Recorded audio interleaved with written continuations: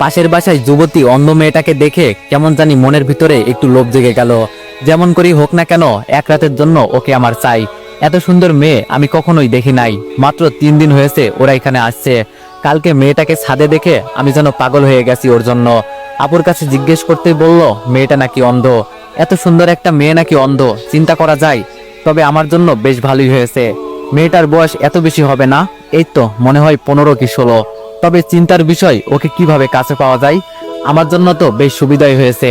মেয়েটা অন্ধ, কিছুই দেখতে পারে না, আমাকে চিনতেও পারবে না। ভাবছি আজকে রাতে কাজটা সেরে ফেলবো, যা হবার তো হবেই। ইস, মেয়েটাকে দেখলেই যেন মাথায় আগুন জ্বলে যায়। আমারও গার্লফ্রেন্ড আছে, কিন্তু এই অবস্থা আমার কখনো হয় নাই ওকে দেখে। বুঝলাম না এই মেয়ের ভিতরে কি আছে। আজকে রাতে যা করার করব। আমি জানি ও তো আমাকে চিনতে পারবে না।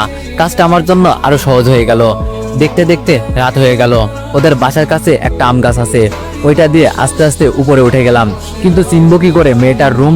ওই তো একটা রুমে মিটমিট করে আলো জ্বলছে। লাফ দিয়ে জানালার কাছে চলে গেলাম। জানালা খুলতেই দেখি হাত কেটে রক্ত পড়ছে। তাতে আমার কিছু আসে যায় না।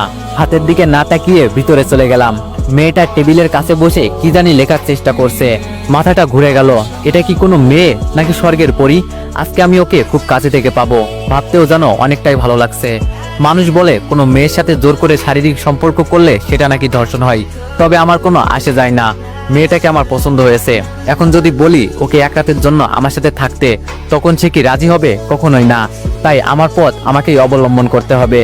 আমার যে খুব ইচ্ছা ওকে কাছে পাওয়ার, সেটা তো কখনোই পূরণ হতো না যদি ওর সাথে জোর করে শারীরিক সম্পর্ক না করি। দরজার কাছে গিয়ে দরজাটা ভালো করে বন্ধ করলাম। ভিতর থেকে যদি গরুর মতো চিৎকার করলেও বাইরে কেউ শুনতে পারবে না।